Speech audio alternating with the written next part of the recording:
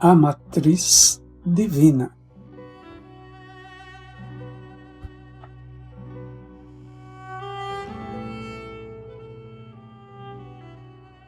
Toda matéria se origina e existe apenas em virtude de uma força.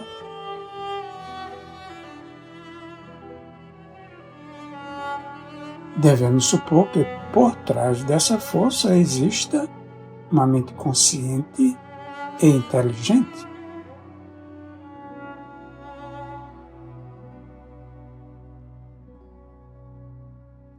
Essa mente é a matriz de toda a matéria.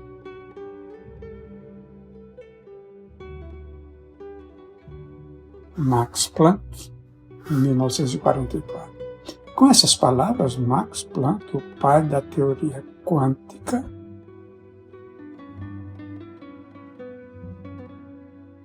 descreveu o campo de energia universal que conecta toda a criação, a matriz divina.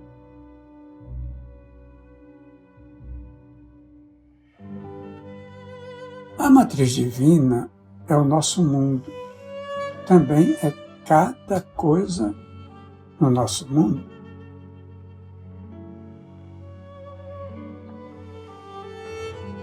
É o nós e tudo que amamos, odiamos, criamos, experimentamos.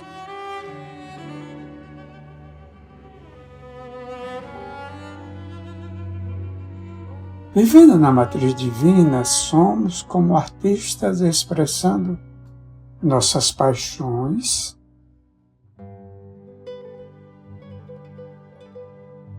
medos, desejos e mais íntimos sonhos na essência misteriosa de uma tela quântica.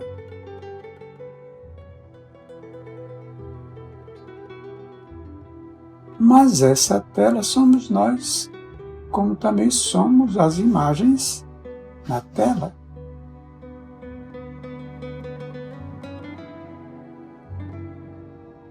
Somos a pintura e também o pincel.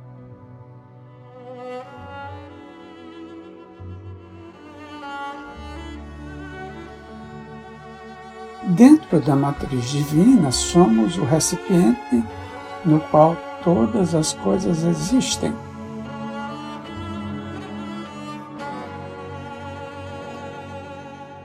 A ponte unindo as criações de nossos mundos interior e exterior e o espelho refletindo nossas criações.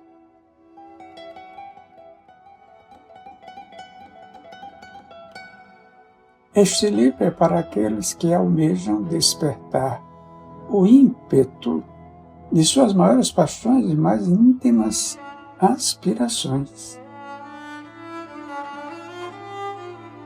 Na matriz divina somos a semente do milagre, assim como o próprio milagre.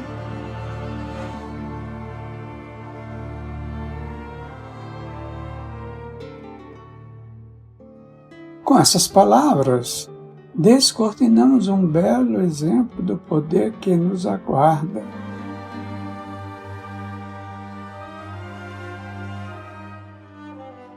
Quando temos a coragem de transpor os limites do que sempre julgamos verdadeiro em nossa vida.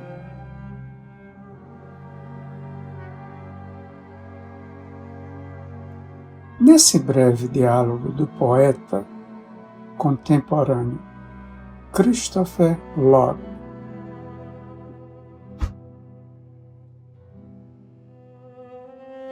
um grupo de iniciados enfrenta uma experiência bem diferente da que esperava.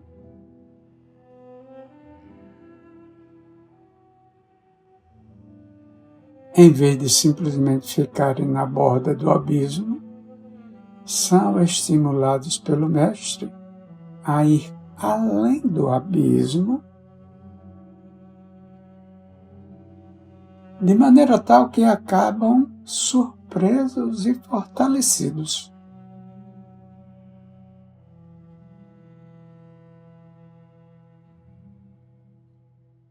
nesse território inexplorado que eles se experimentam de um modo diferente.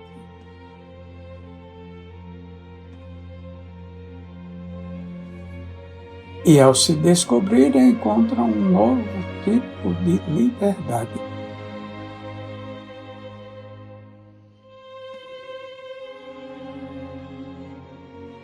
Ler as páginas que se seguem é como se aproximar da borda do abismo.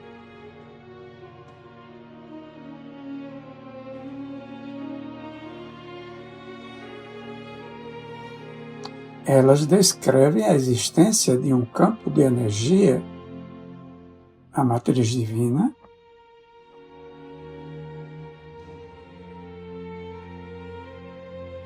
que propicia o recipiente, a ponte, e o espelho para tudo o que acontece entre o nosso mundo interior e o mundo externo ao nosso corpo.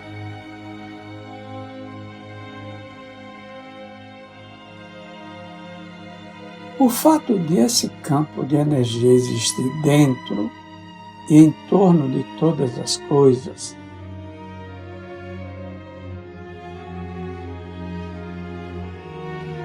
desde as menores partículas atômicas do quântum até as galáxias distantes,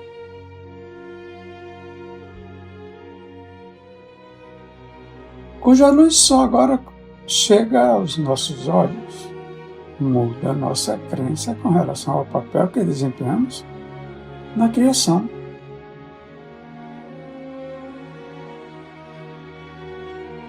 Para alguns leitores, o que se segue será um jeito novo e muito diferente de compreender como o mundo funciona.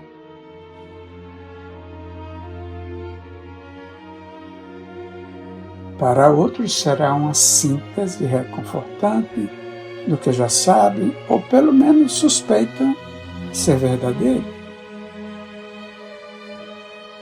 Para todos, entretanto, a existência de uma rede de energia é fundamental.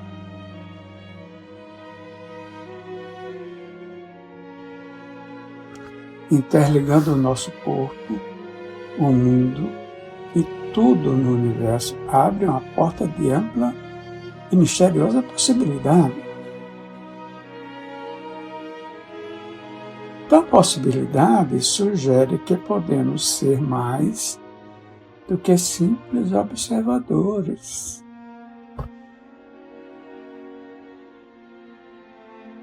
Vivendo um breve momento de uma criação pré-existente.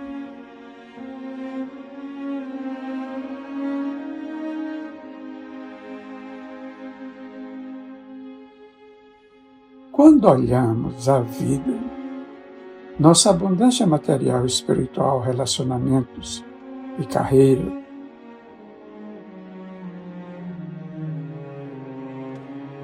nossos seres mais queridos e nossas maiores conquistas ao lado dos nossos medos e da escassez de todas essas coisas,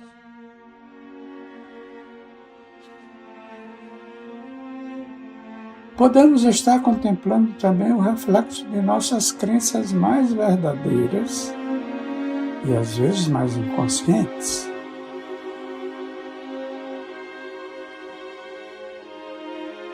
Essas crenças nos cercam porque foram manifestadas pela misteriosa essência da matriz divina.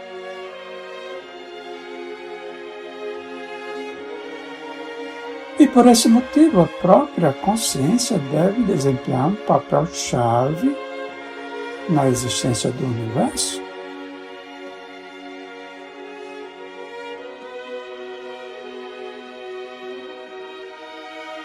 Somos os artistas e também a arte.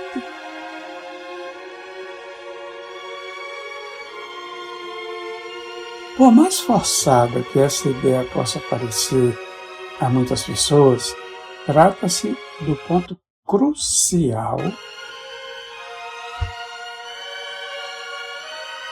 de uma das maiores controvérsias debatidas pelas mentes mais brilhantes da história recente.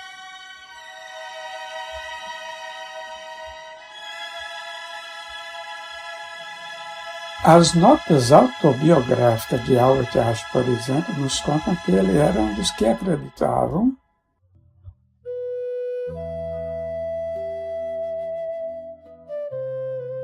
que somos observadores essencialmente passivos, vivendo em um universo pré-existente,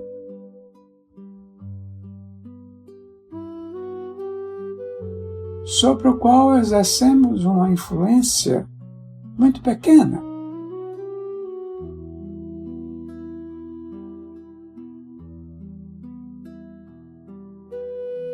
Lá fora encontra-se esse imenso universo, ele dizia, que existe independentemente dos seres humanos.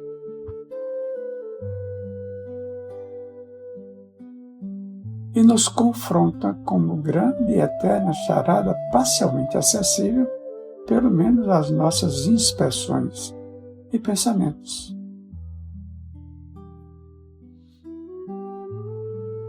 Contrastando com a perspectiva de Einstein, que ainda é sustentada por muitos cientistas hoje,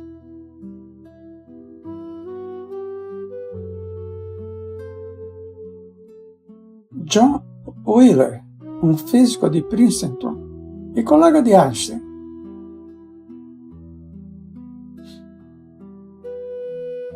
oferece uma explicação radicalmente diferente de nosso papel na criação.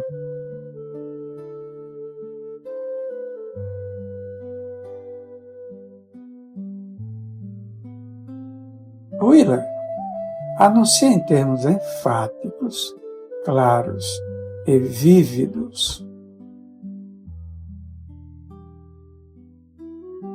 que há muito tempo acreditamos que lá fora, ênfase do autor, existe um universo.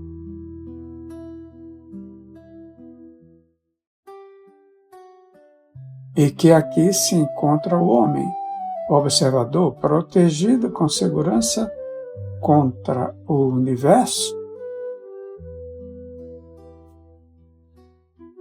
por uma placa de 15 centímetros de vidro laminado.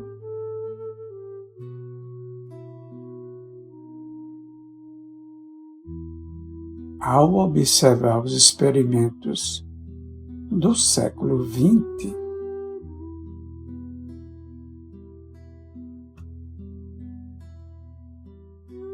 que nos mostravam como o ato de simplesmente olhar alguma coisa mudava essa coisa, Wheeler pondera: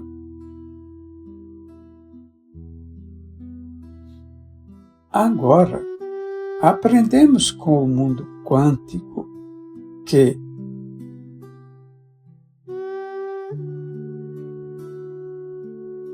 até para observar um objeto tão minúsculo como um elétron, precisamos estilhaçar essa placa de vidro.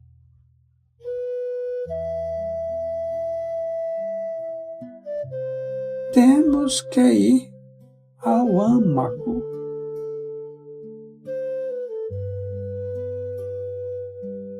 Nosso antigo termo, observador, deve ser simplesmente abolido dos livros.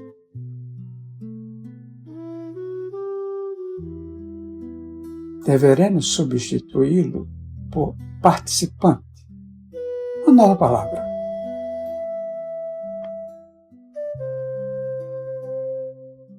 Que mudança!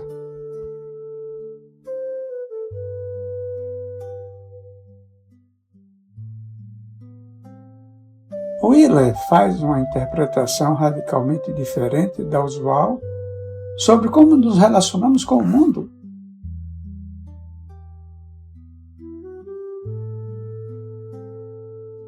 Afirmando que não conseguimos ficar apenas contemplando o universo acontecer.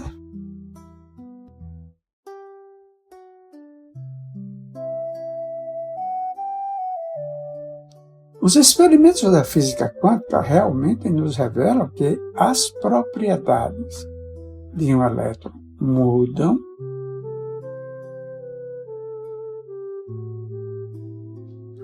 Enquanto ele está sob observação, basta que focalizemos nossa atenção sobre ele, ainda que por um breve instante.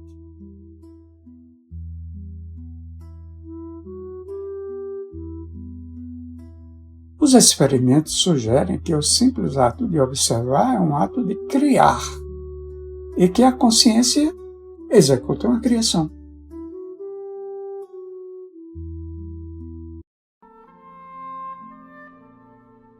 Aparentemente, esses resultados apoiam a proposição de Wheeler de que não podemos mais nos julgar simples observadores sem qualquer efeito sobre o mundo que observamos.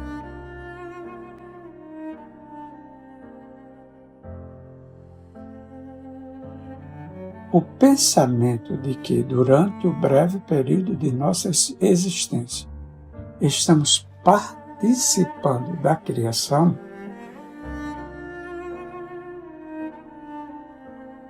em vez de estarmos simplesmente passando pelo universo,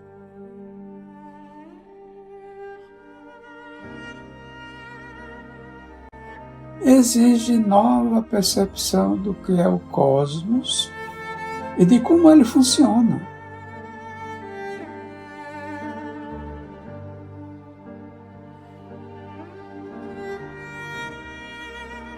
A base de uma concepção do mundo tão radical fundamentou a série de livros e artigos de David Bohm,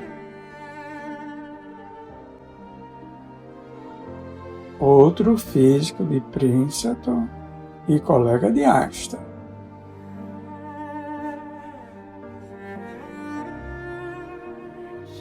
Bohm nos deixou duas teorias pioneiras antes de seu falecimento, em 1992.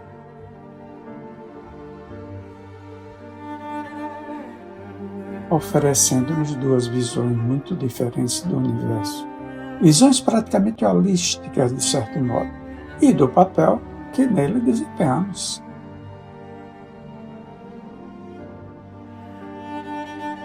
A primeira foi uma interpretação da física quântica que estabeleceu o cenário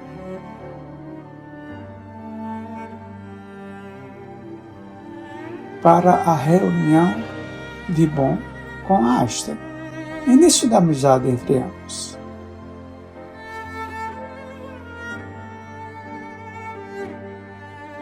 Foi essa a teoria que abriu a porta para o que Bohm chamou de operação criativa de fundamentação dos níveis de realidade.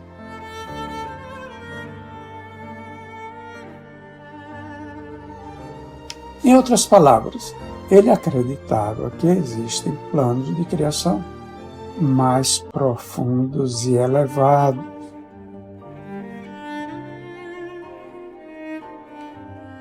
fundamentando o modelo dos acontecimentos no nosso mundo.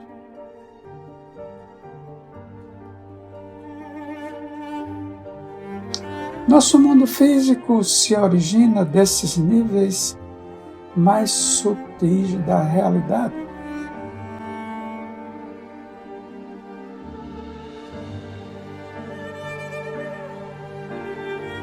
Sua segunda teoria explicava o universo como um sistema único e unificado da natureza, conectado de maneiras nem sempre muito óbvias. Durante seus primeiros trabalhos no Lawrence Radiation Laboratory, atualmente Lawrence Livermore National Laboratory, da University of California.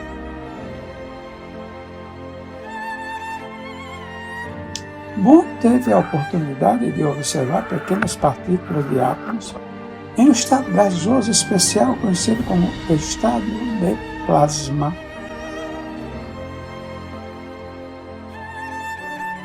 Ele descobriu que as partículas nesse estado de plasma não se comportam como as unidades que usualmente consideramos autônomas.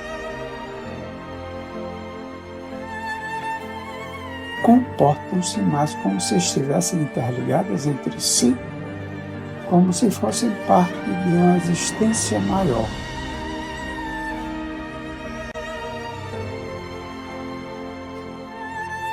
Esses experimentos lançaram a fundação para o trabalho pioneiro,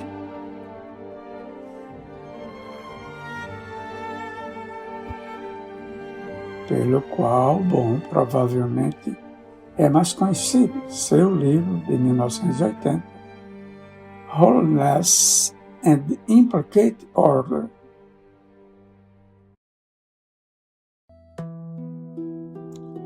Nessa obra modificadora de paradigmas, Bohm sugere que se pudéssemos ver o universo inteiro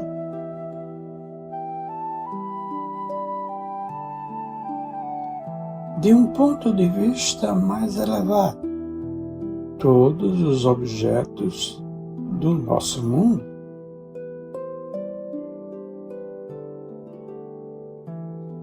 apareceriam como projeções de coisas que estariam acontecendo em outro ambiente fora de nosso campo de observação.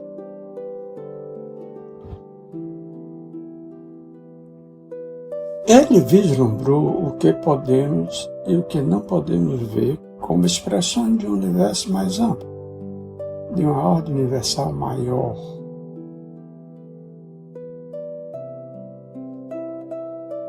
Para distinguir entre as duas situações, ele chamou esses dois reinos de implicado e explicado.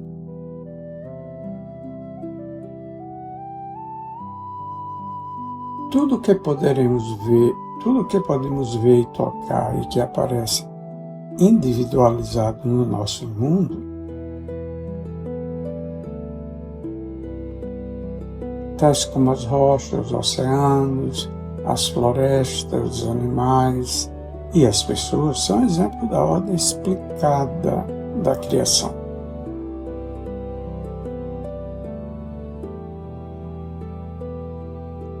Entretanto, por mais que essas coisas aparentem ser diferentes umas das outras,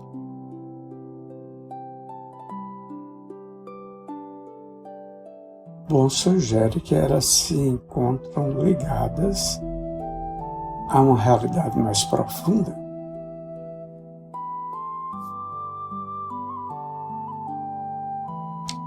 De uma maneira que simplesmente estamos impossibilitados de ver do lugar que ocupamos na criação.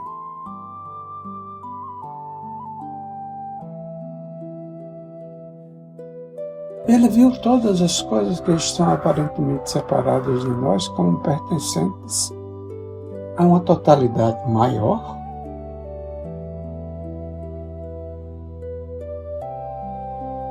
que ele designou de ordem implicada.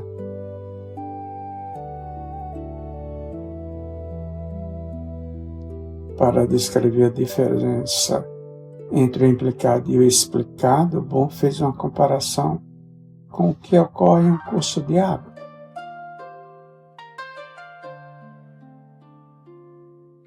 Usando a metáfora do fluxo da água na mesma corrente líquida,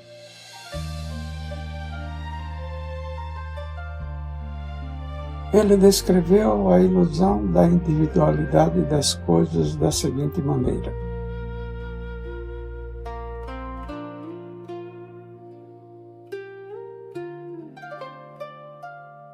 no curso de água, vemos uma multitude de vórtices, ondulações, agitações, ondas, salpicos, etc. Evidentemente, sem que possam existir como unidades autônomas.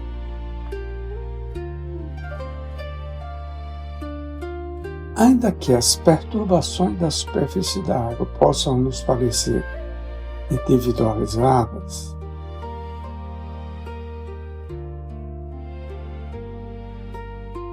Bohm as viu como intimamente ligadas e profundamente conectadas entre si.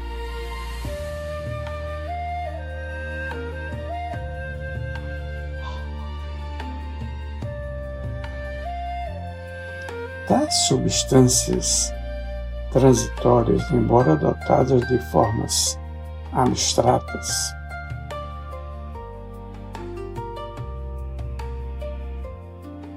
implicam apenas em uma independência relativa, ênfase do autor. Não tem existência totalmente independente.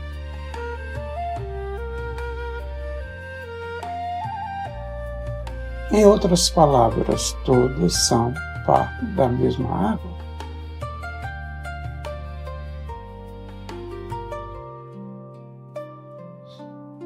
Bohm fez uso de tais exemplos para descrever sua percepção de universo e de tudo o que ele contém.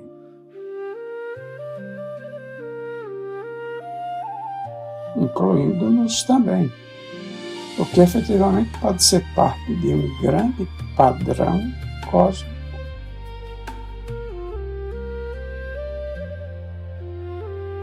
Do qual todas as partes são igualmente compartilhadas entre si.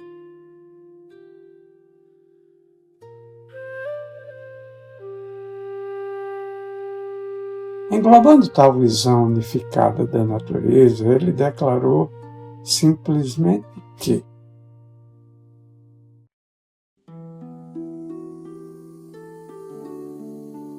o melhor nome para essa nova introvisão talvez seja totalidade indivisa em movimento fluente.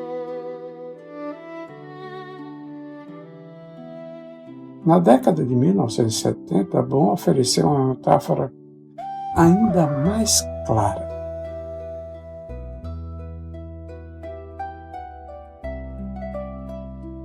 Para descrever como o universo pode ser pensado como um todo disperso, ainda que indivisível.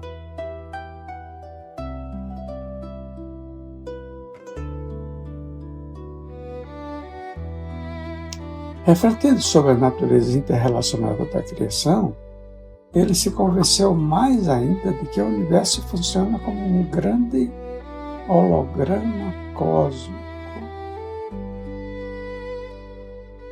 Em um holograma, cada parte de qualquer objeto representado contém a totalidade do objeto, com a única diferença de estar em menor escala.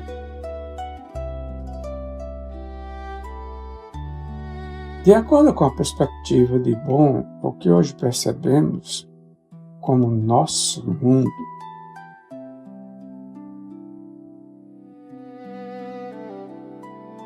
é a projeção de algo ainda mais real e que se passa em um nível mais profundo do processo criativo.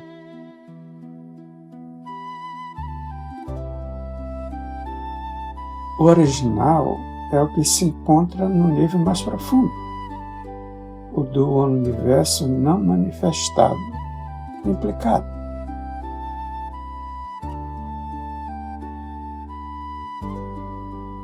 Nessa visão, como em cima, assim embaixo, e como dentro, assim fora,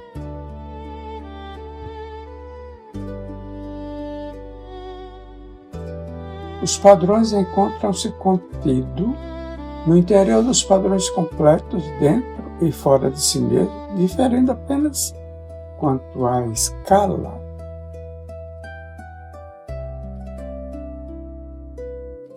A simplicidade elegante do corpo humano nos oferece um belo exemplo de holograma, já do nosso conhecimento. O DNA de qualquer parte do corpo contém nosso código genético.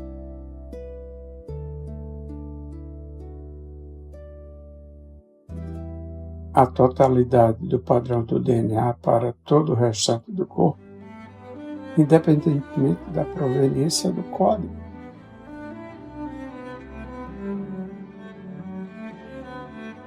Seja uma amostra do cabelo, da unha ou do sangue, o padrão genético que nos faz ser quem somos.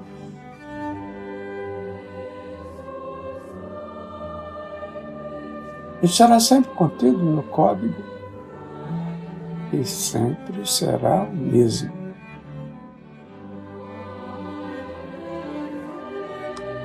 Assim como o universo muda constantemente do implicado para o explicado,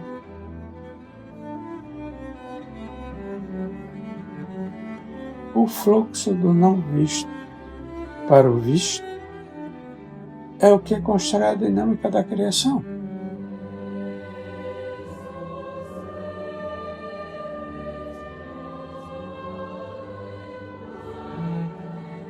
Essa natureza constantemente imutável da criação que John Wheeler tinha em mente.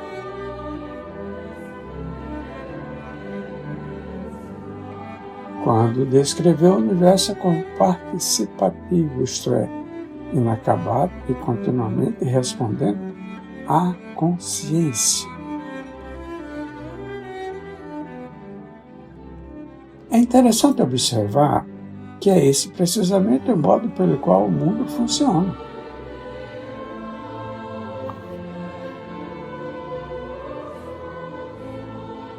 De acordo com a sabedoria das tradições antigas,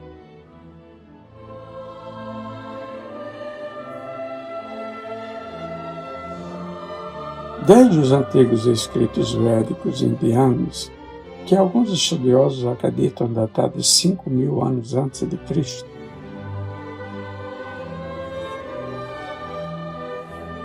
aos manuscritos do Mar Morto de 2.000 anos de idade, as ideias convergem para a sugestão de que o mundo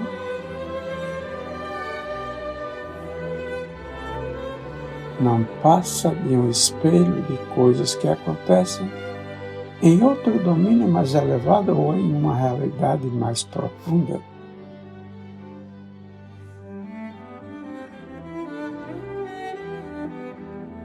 Por exemplo, ao tecer considerações sobre novas traduções de fragmentos dos manuscritos do Mar Morto,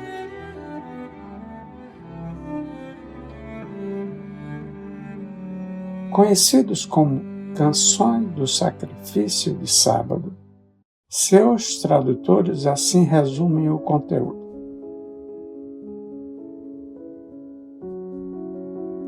O que acontece na Terra não é mais do que um pálido reflexo de uma realidade mais ampla e definitiva.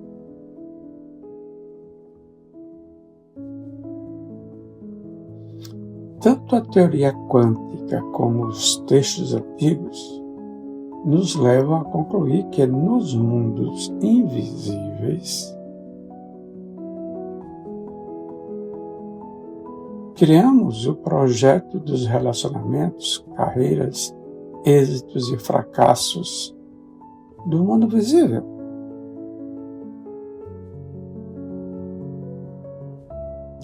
A partir dessa perspectiva, a matriz divina funciona como o grande cenário cósmico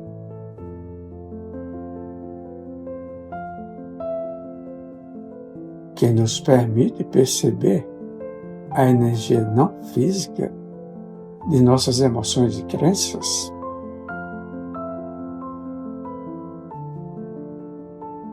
Nossa raiva, ódio e fúria, bem como nosso amor, misericórdia e compreensão, projetadas no meio físico da vida.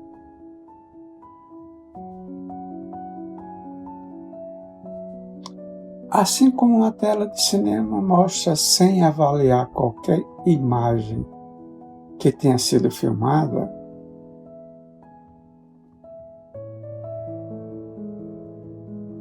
a matriz aparentemente nos fornece uma superfície não tendenciosa para nossas experiências e crenças interiores a serem vistas no mundo.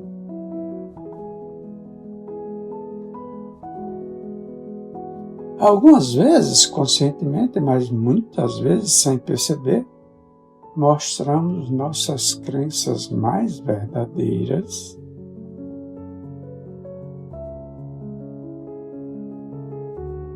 acerca de qualquer assunto por meio dos nossos relacionamentos, desde a compaixão até a traição.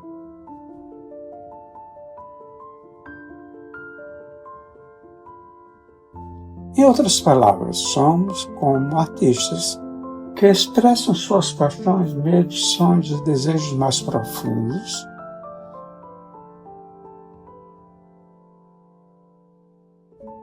por meio da essência viva de uma misteriosa tela quântica.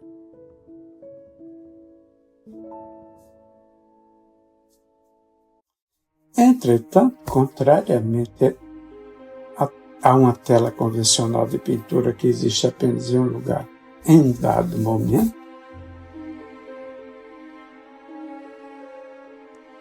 nossa tela é feita da mesma coisa que constitui todas as coisas, está em toda parte e sempre se encontra presente.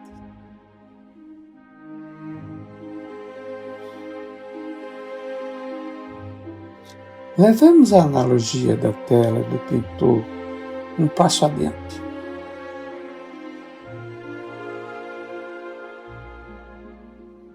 Tradicionalmente, os artistas estão separados de suas obras e usam seus instrumentos para consubstanciar uma criação íntima por meio de uma expressão exterior.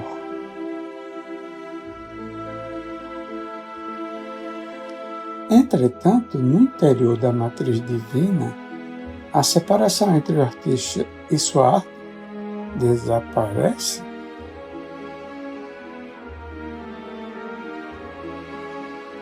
Somos a tela, mas também as imagens nela colocadas.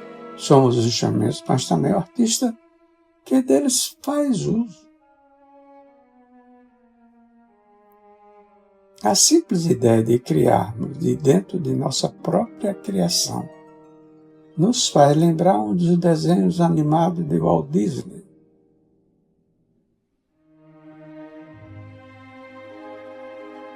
Comuns nas televisões preto e branco nos idos das décadas de 50 e 60.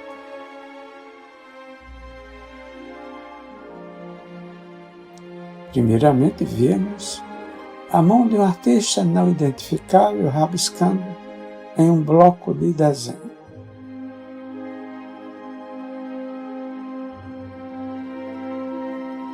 Um personagem bem conhecido, como por exemplo o Mickey Mouse.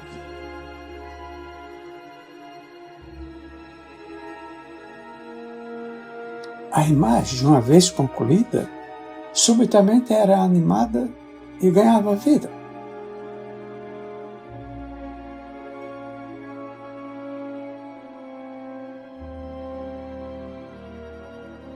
Mickey começava então a criar seus próprios desenhos e rabiscava outros personagens de dentro do próprio esboço.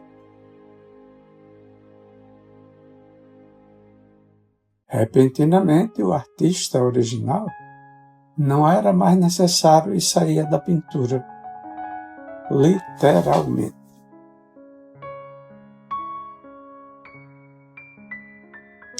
Mickey e companheiros assumiam sua própria vida e personalidade, e a mão não era mais visível em parte alguma.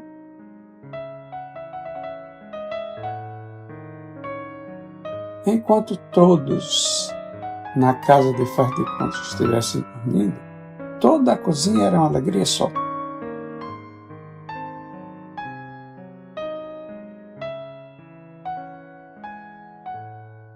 O açucareiro dançava com o saleiro e a xícara confraternizava agitadamente com a mantegueira.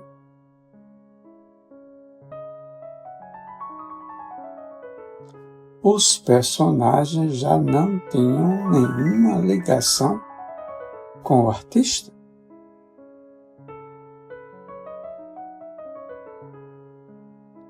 Ainda que essa descrição possa ser considerada uma simplificação excessiva do funcionamento da matriz divina,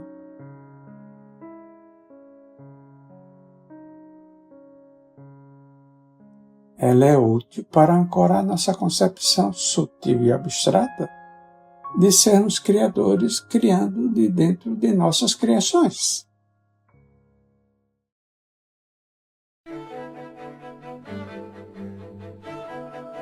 Descobrindo a matriz divina, o mistério que une todas as coisas.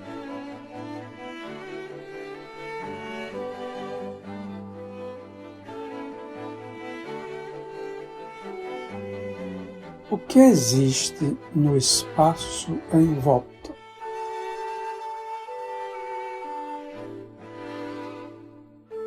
A matriz divina.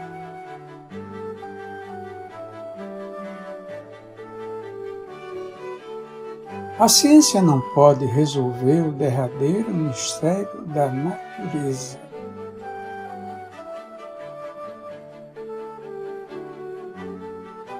Isso porque, em última análise, nós mesmos somos parte do mistério que tentamos resolver.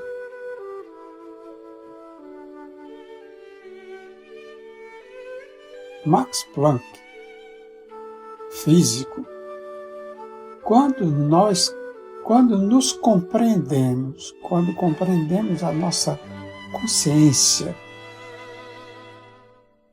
compreendemos também o universo e a separação desaparece.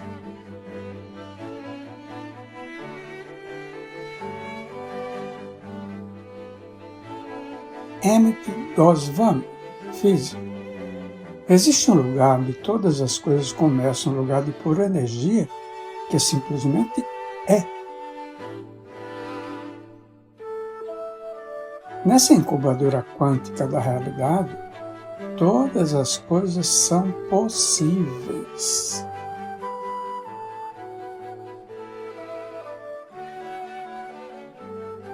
Nosso sucesso pessoal, nossa abundância, a cura de nossas falhas, nossas carências e doenças. Nossos maiores medos e desejos mais profundos, absolutamente tudo, tem início nesse caldo potencial.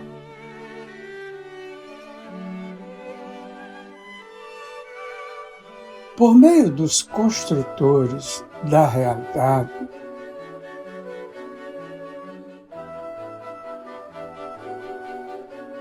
fantasias, expectativas, ponderações, paixões e preces, galvanizamos cada possibilidade na existência. Ao professar as crenças sobre quem somos, o que temos e o que não temos, o que deveríamos ser e o que não deveríamos ser,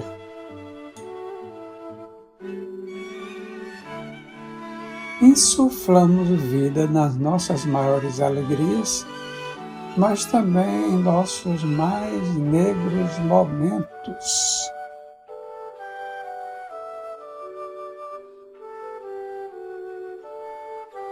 O princípio para dominar esse lugar de pura energia é ter o conhecimento de que ele existe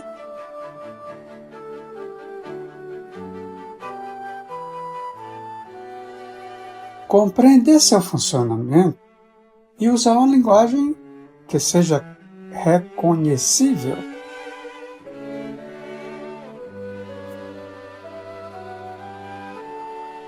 Como arquitetos da realidade, tudo fica à nossa disposição nesse local onde o mundo começa.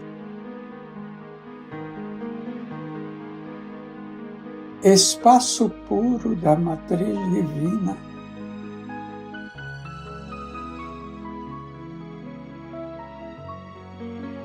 Princípio 1. A matriz divina é o receptáculo que contém o universo, a ponte que interliga tudo e o espelho que mostra todas as nossas criações.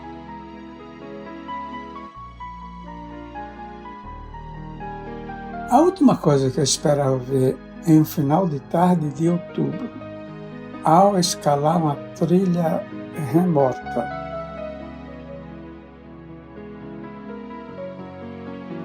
Em Four Corners, no noroeste do Novo México, era um dos guardiões das tradições americanas nativas, andando em minha direção nesse mesmo caminho.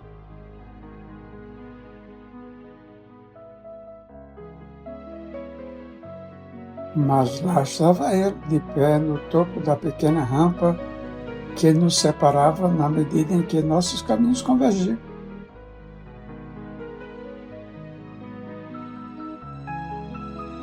Não sei bem desde quando ele estava ali.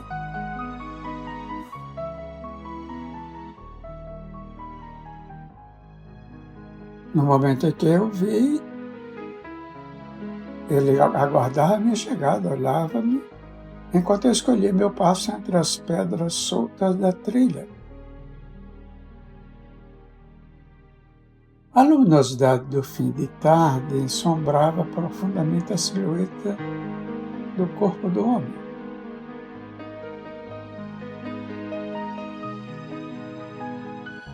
Quando ergui a mão para bloquear a luz do sol dos meus olhos,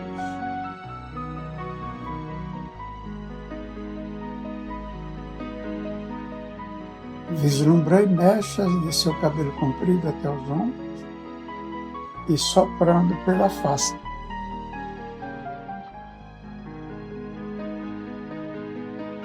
Ele parecia tão surpreso em me ver quanto eu em vê-lo.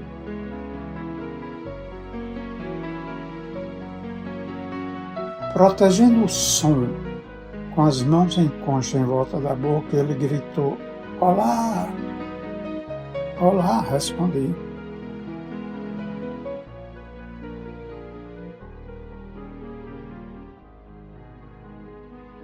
Não esperava encontrar ninguém aqui a esta hora do dia.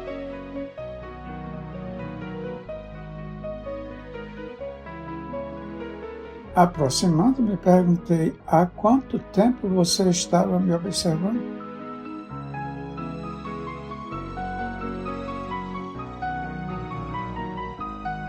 "Não fazia muito tempo", ele disse.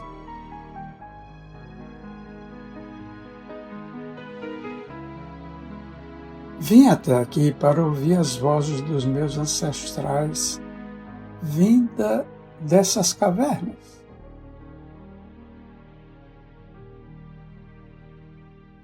Falou enquanto apontava para o lado oposto do cânion.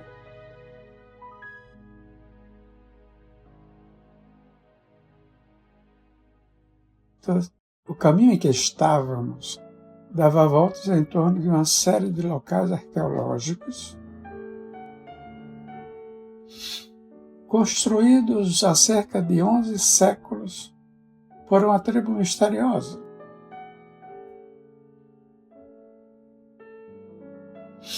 Ninguém sabia de onde tinham vindo, nem quem eram eles.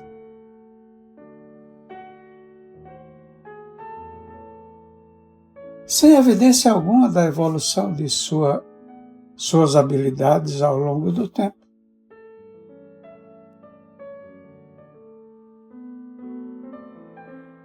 Essas pessoas, chamadas pelos nativos modernos simplesmente de os antigos, apareceram em um momento da história,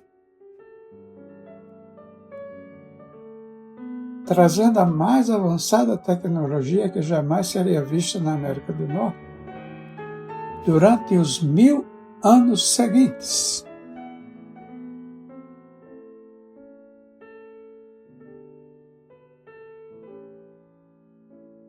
Dos edifícios de 4 andares e perfeitas câmaras quivas, estruturas cerimoniais arredondadas, subterrâneas, aos amplos sistemas de irrigação e colheita sofisticados, que garantiu o sustento da população.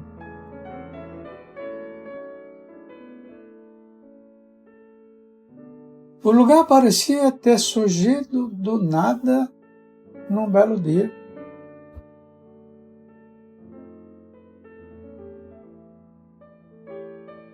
E de repente os que o tinham construído foram embora.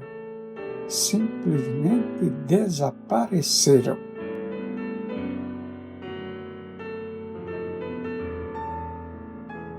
Os antigos nos deixaram preciosas pistas para nos dizer quem eles eram.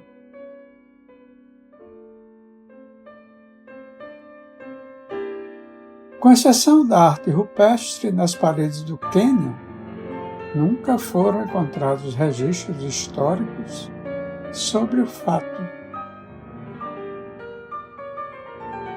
Não existem locais de cemitérios coletivos, de cremações, nem cenários de guerras passadas. Ainda assim, as provas são visíveis centenas de antigas habitações ao longo de uma garganta.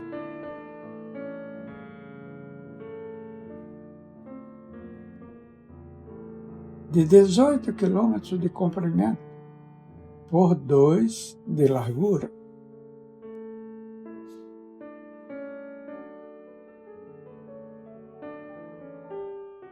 No canto remoto de um cânion desolado no noroeste do Novo México.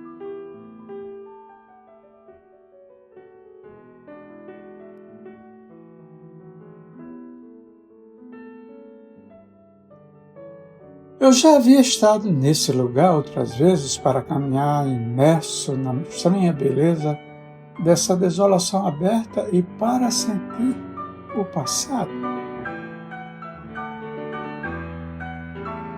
Nesse entardecer de outono, tanto o nativo quanto eu havíamos chegado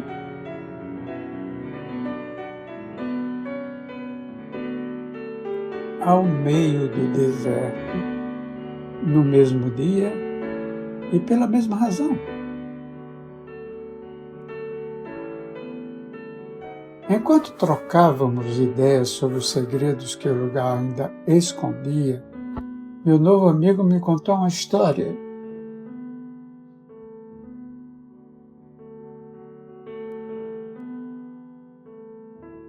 Se pudermos verdadeiramente aprender o que os 3 princípios nos contam sobre nossos relacionamentos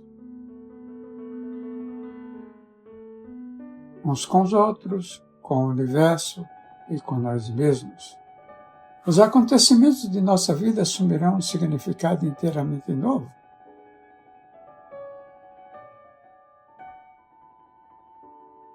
Tornamo-nos participantes, não mais vítimas das forças que não podemos ver nem compreender. Estar nessa posição é estar no exato local onde começamos a nos fortalecer.